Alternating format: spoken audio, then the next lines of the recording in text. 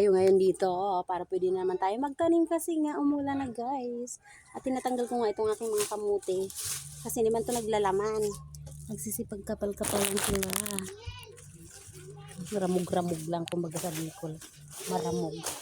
Kaya lang sa likod ko banda ay may langgam.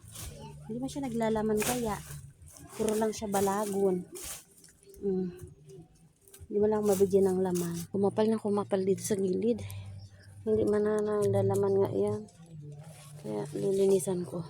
Ito naman, titingnan ko yung balinghoy ko dito guys. Kung ito ba ay nagkaroon ng laman. Kasi matagal ko na din itong itinanim. Ito yung bakod ko noon na kulambo. Kasi mga manok nga. Kalaban ko dito talaga yung manok. Tapos itong malaking puno ko ng balinghoy na titingnan ko kung naglaman ba siya or hindi. Titingnan ko lang kung meron ba silang binigay sa akin na laman. Ay, meron! Ang laki! Kita nyo yan, oh. Kita nyo ito. Oh.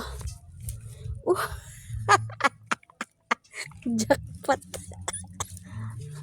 Ang laki. Magkakakain ako ng baliso-uso na balinghoy, guys. Tingnan nyo, oh. Ayan. Oh. Kita ko sa inyo.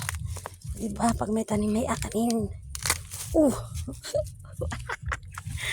Legit na balinghoy. Saya. Ang laki. Nababalis-uso na akong balinghoy. Sarap nito. Wapat. Hindi ko bubunutin para hindi mamatay yung puno. Para makakakuha pa din ako ng talbos. Kasi gano'n naman talaga yung purpose ko dito. Talbos lang, hindi ko naman na-expect na magkakaroon siya ng laman. Pero natutuwa talaga ako. Bigyan niyo pala ako ng lamon. Hindi ko alam. Tingnan natin banda dito. Kasi yung lambot naman. Meron pa yata to. Hindi.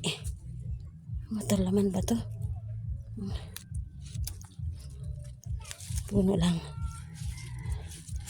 Sipon ako. Meron pa. Meron pa. Ang laki, oh. Ang laki, oh. Ayan. Ayan, meron pa isa. Ang laki. Ang laki niya. Hindi ko kayang bunutin. Ang laki talaga. Tinan ko nga kung meron pang iba. Excited naman magkuha. Ang saya kaya. Siyempre, yun mga naglaman na yung pinaghirapan ko dito. Yun, oh. Ang laki niya, oh.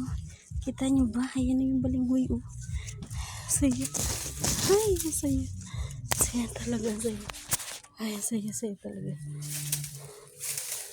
Saglit lang. Lilinin. Tatanggalan ko muna ng mga harang-harang. Ito muna. Kasi may kulambo na nakaharang dito sa gilid.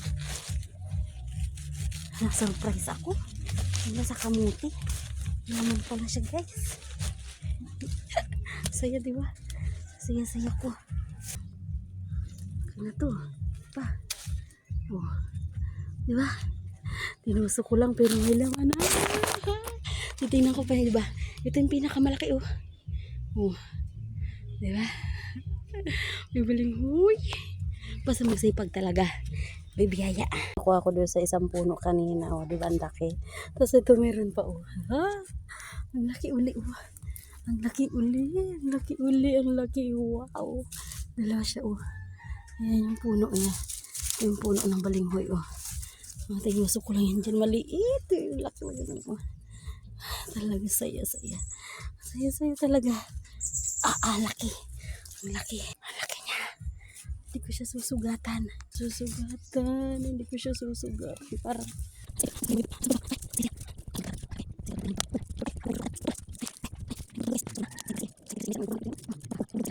ito talaga yung pinaka masayang part ng pagtatanim.